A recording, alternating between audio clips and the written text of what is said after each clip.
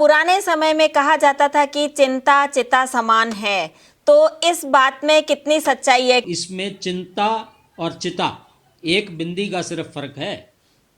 तो वो बिंदी अगर हटा दी जाए तो चिंता ही चिता के समान है। घबराहट हो जाती है, माथे पे पसीना आ जाता है, शरीर पसीने से भर जाता है, कमजोरी आ जाती है, शिथिलता आ जाती है। तो ये सारे सिम्टम्स हैं एंजाइटी के। अगर कोई व्यक्ति लगातार 6 महीने से ज़्यादा चिंता कर लेता है किसी बात पे, तो वो एंजाइटी डिसऑर्डर, उसको जनरलाइज्ड एंजाइटी डिसऑर्डर हम डायग्नोज कर लेते हैं। अगर आपको बचपन में भी कोई ऐसी दर्दनाक घटना दिख जाए तो आपको लाइफ टाइम में कभी ना कभी एंजाइटी के अटैक्स होने का पूरा चांस होता है। नमस्कार, D5 चैनल हिंदी देख रहे दर्शकों का मैं वंदना स्वागत करती हूँ। आज एक बार फिर हम जुड़े हुए हैं डॉक्टर HK खरबंदा जी से। डॉक्टर खरबंदा, आपका बहुत बहुत स्वागत है हमारे इस प्रोग्राम में। धन्यवाद वंदना जी, नमस्कार सभी को। डॉक्टर खरबंदा, पुराने समय में कहा जाता था कि चिंता चिता समान है, तो इस बात में कितनी सच्चाई है? क्योंकि जो बीमारी होती है एंजाइटी की, वो इसी से रिलेटेड होती है, एंजाइटी डिसऑर्डर जो होता है। तो बताइए कि ये एंजाइटी होता क्या है? ये जो आपने बोला चिंता चिता के समान है, तो इसमें चिंता और चिता एक बिंदी का सिर्फ फर्क है। तो वो बिंदी अगर हटा दी जाए तो चिंता ही चिता के समान है। चिंता मानसिक रोग जब शुरू होते हैं तो ये सबसे पहला डिसऑर्डर है एंजाइटी न्यूरोसिस या एंजाइटी डिसऑर्डर्स या चिंता संबंधी विकार। तो इसका देखिए, एंजाइटी न्यूरोसिस का मतलब है, एंजाइटी का मतलब क्या है? चिंता। चिंता का मतलब घबराहट। क्यों घबराहट है पता नहीं, बिना बात के अगर हम घबराएं, बिना बात के अगर हम मन में ये सोचें ये होने वाला है, ये होने वाला है, हम ख्याली पुलाव बनाते रहें और अपने आप को माइंड, अगर देखिए हमारा जो शरीर है ये सारा विचारों से ही चलता है, ये माइंड से चलता है। तो अगर सुविचार आएंगे तो हम अच्छे काम करेंगे, अगर कुविचार आएंगे, दुर्विचार आएंगे तो हम डेफिनेटली, दुविचार आएंगे तो हम बिल्कुल ऐसे पड़ जाएंगे भी कुछ। देखिए, इसका परफेक्ट एग्जाम्पल हमें मिलता है गीता के पहले अध्याय में। गीता के पहले अध्याय में अर्जुन, क्योंकि वो जब उनको युद्ध के उसमें भगवान कृष्ण ले जाते हैं आगे और वो दिखाते हैं कि ये देख भाई, इनसे लड़ना है, ये सारे खड़े हैं। तो अर्जुन देखते हैं को मामा चाचा नाना, ये तो भाई, वो कहते हैं टांगें कांपने लगती हैं, हाथ पैर आंखों के आगे अंधेरा छाने लगता है, घबराहट हो जाती है, माथे पे पसीना आ जाता है, शरीर पसीने से भर जाता है, कमजोरी आ जाती है, शिथिलता आ जाती है। तो ये सारे सिम्टम्स हैं एंजाइटी के। तो ये सिम्टम्स आते हैं तो भगवान कृष्ण को कहते हैं भाई ये तो मैं तो नहीं ये कर सकता। तो अगले 17 अध्याय, गीता के टोटल 18 अध्याय हैं, तो अगले 17 अध्याय भगवान कृष्ण द्वारा काउंसलिंग की जाती है अर्जुन की कि भाई तुम तो सिर्फ करने वाले हो, मैंने तो इन सबको पहले मार रखा है, you are just the doer. तो देखिए, चिंता और चिता, चिता तब बनेगी अगर हम चिंता पे लगे रहेंगे, लेकिन अगर चिंता मुक्त हो जाएंगे। देखिए वंदना जी, एटीट्यूड, हमें अपना जीवन जीने का रवैया, जीवन जीने का जो एटीट्यूड है वो चेंज करना पड़ेगा। देखिए 3 शब्द मैं आपको बताऊंगा, केयर फ्री, केयरफुल और केयरलेस। केयरलेस, केयर फ्री और केयरफुल। तो केयरलेस का मतलब है जो चिंता ही नहीं करता, बेपरवाह आदमी, जिसको किसी बात की परवाह ही नहीं है, वो अपने में मस्त रहता है, वो भी खराब है। एक होता है केयरफुल, जिसकी बहुत ज़्यादा चिंता करता है हर एक चीज़ की, ये गलत हो रहा है, ये हो रहा है, ये, उसको हर चीज़, वो मिस्टर परफेक्शनिस्ट है, उसको हर चीज़ परफेक्शन में चाहिए। लेकिन एक है केयर फ्री। केयर फ्री का मतलब है कि मैं अपने हिस्से का काम करूं, भगवान की पूजा समझ के असाइंड जॉब को असाइंड टाइम में पूरा कर दूं और फल की इच्छा न करूं। भगवान कृष्ण ने भी अंत में, गीता के अंतिम अध्याय में अर्जुन को यही कहा है कि भाई तू सिर्फ काम कर, तेरा काम काम करना है, फल का त्याग कर दे और लगा रहे काम, बाकी मैं अपने आप देख लूँगा, बाकी तेरे को चिंता करने की ज़रूरत नहीं है। तो देखिए, चिंता संबंधी विकारों में हम टाइप्स की बात कर लेते हैं, कितने टाइप्स के एंजाइटी डिसऑर्डर होते हैं। तो पहले जो होते हैं वो जनरलाइज्ड एंजाइटी डिसऑर्डर्स हैं, उसमें कोई बिना स्पष्ट कारण के बहुत ज़्यादा चिंता हम करते हैं। तो इनका निदान तब किया जाता है जब कुछ चीज़ों के बारे में अत्यधिक चिंताएं 6 महीने या उससे ज़्यादा समय तक रहें। अगर कोई व्यक्ति लगातार 6 महीने से ज़्यादा चिंता कर लेता है किसी बात पे, तो वो एंजाइटी डिसऑर्डर, उसको जनरलाइज्ड एंजाइटी डिसऑर्डर हम डायग्नोज कर लेते हैं। इसी तरह एक सोशल एंजाइटी डिसऑर्डर आता है।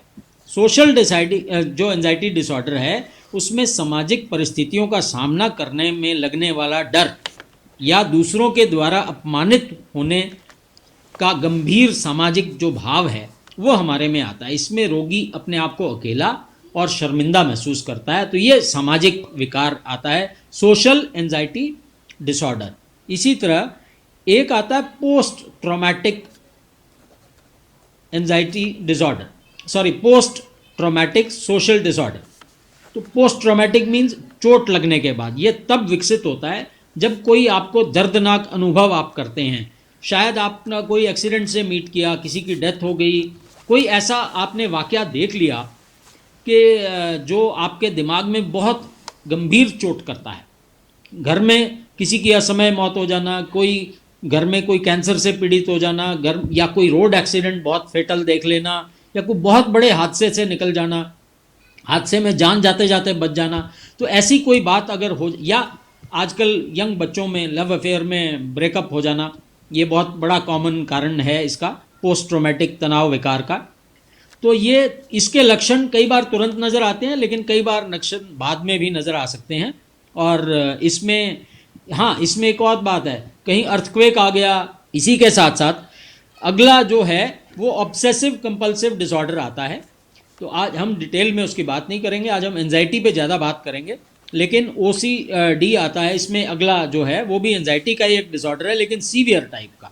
उसमें ग्रस्त लोग बार बार किसी एक विशेष कार्य को रिपीटेटिवली काम करने की उनकी इच्छा होती है। जिस काम में लग गए उसी को बार बार करेंगे। इसी तरह एक फोबिया होता है। फोबिया भी एंजाइटी की एक प्रकार है। जैसे किसी को लगे क्लास्ट्रोफोबिया हो गया, किसी को हाइड्रोफोबिया, पानी से फोबिया हो गया, किसी को डाउनवर्ड मोशन से फोबिया हो गया, किसी भी चीज़ से डर लगना, उसको फोबिया में हम लाते हैं। इसी के साथ साथ एक लास्ट विकार जो है इसका, वो पैनिक डिसऑर्डर है। पैनिक डिसऑर्डर में क्या होता है कि बहुत गहन चिंता और डर का कारण बन जाता है। इसमें शारीरिक लक्षणों के साथ साथ दिल की धड़कन बढ़ जाती है, घबराहट होती है, छाती में दर्द होता है और सांस लेने में तकलीफ होती है। इतना ज़्यादा पैनिक अटैक हो जाता है। कई बार आपने देखा होगा कि कई लोग पैनिक अटैक से घबरा के गए अस्पताल में मरीज को देखने, और वहाँ इतना पैनिक अटैक आया, घबरा के वहीं बिल्कुल उनकी जान निकलने जैसी हो जाती है। तो ये सारे एंजाइटी के हमने आपको डिसऑर्डर, 5 तरह की एंजाइटी के प्रकार बताए हैं। जब एंजाइटी डिसऑर्डर हो जाता है तो उससे क्या रिस्क फैक्टर हो सकते हैं? देखिए वंदना जी, जब एंजाइटी होती है तो सबसे पहले हम रिस्क फैक्टर्स के साथ साथ इसके लक्षणों की बात कर लेते हैं। घबराहट, भय, बेचैनी, नींद ना आना, नींद संबंधी समस्याएं, या असमय नींद आना या बिल्कुल ना आना, और शांत और स्थिर नहीं रह पाता इंसान, हर वक्त बेचैन रहेगा। इसी के साथ साथ हाथ पैर ठंडे पड़ते हैं, कई बार पसीना बहुत अधिक आता है, शरीर सुन्न या झुंझुनाहट रहती है शरीर में, सांस उखड़ने लगता है, सांस लेने में तकलीफ आती है, मुंह सूख जाता है, कई बार उल्टी आने का जी मितलाता है। इसी के साथ मांसपेशियां ऐंठ जाती हैं, अकड़ जाती हैं, और चक्कर आते हैं। श्वास तेजी से, बिल्कुल हाइपर वेंटिलेशन होती है, तेज बार बार सांस, एकदम से घबराहट के साथ सांस, खूब सारे पसीने आना, कमजोरी और सुस्ती, ये लेथार्जी, ये सारे सिम्टम्स हैं जो एंजाइटी में आते हैं। और जो इसके रिस्क फैक्टर जो आपने पूछा था, अब इस पे आते हैं। देखिए इसका रिस्क फैक्टर जो हैं, कई बार जैसे जिन बच्चों के आघात या कोई दर्दनाक घटनाओं का सामना किया होता है अपने जीवन काल में, चिंता विकार का उच्च, अगर आपको बचपन में भी कोई ऐसी दर्दनाक घटना दिख जाए तो आपको लाइफ टाइम में कभी ना कभी एंजाइटी के अटैक्स होने का पूरा चांस होता है। या कोई बीमारी, लंबी बीमारी, गंभीर बीमारी आपकी फैमिली में आ जाए या आपको आ जाए, तो वो आपको, ये एक अगला रिस्क फैक्टर है। इसी तरह अगर कहीं बीमारी के कारण आ गया, इसी के कारण अगर कोई बड़ी घटना या छोटी तनावपूर्ण किसी की घटना हो जाए, कोई डेथ हो जाए फैमिली में कहीं, तो वो बड़ा इसमें तंग करती है। इसी के तरह कुछ व्यक्तित्व ऐसे होते हैं, कुछ व्यक्ति जन्म से ही चिंता वाले होते हैं, बहुत ज़्यादा चिंता करते हैं। तो देखिए एंजाइटी में बात वही है, जैसे अब अर्जुन जैसे अगर योद्धा जो विश्व के माने जाने वाले योद्धा थे उस वक़्त, अगर उनको एंजाइटी हो सकती है तो हम में से और आप में से किसी को क्यों नहीं होगी। तो लाइफ टाइम में हम लोग अपने कभी ना कभी एंजाइटी का ज़रूर शिकार हो जाते हैं।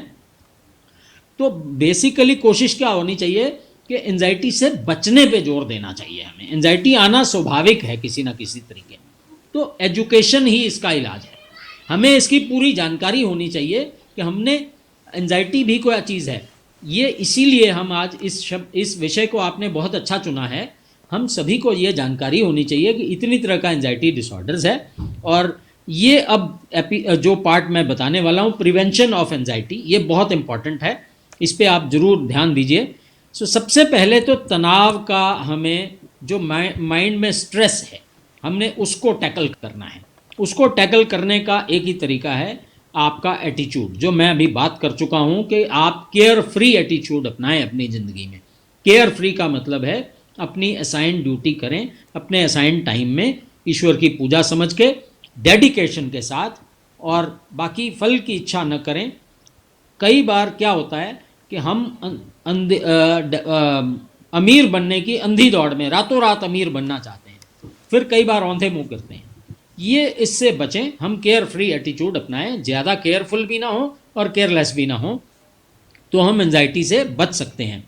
अपना तनाव दूर करने के लिए देखिए, और स्ट्रेस को दूर करने के लिए मेडिटेशन का सहारा लें। रेगुलर योग करें, रेगुलर मेडिटेशन करें, रेगुलर एक्सरसाइज, एरोबिक एक्सरसाइज, खुले हवा में व्यायाम करें, और साल में 1 बार या 2 बार नियमित समय पे काम से ब्रेक लें, आउटिंग के लिए जाएं, कहीं ऐसी जगह छुट्टी पे चले जाएं जहां आपको 5, 7, 10 दिन, 15 दिन रूटीन का काम नहीं करना पड़ेगा, फ़ोन आपका बंद रहेगा, ईमेल्स आपकी बंद रहेंगी।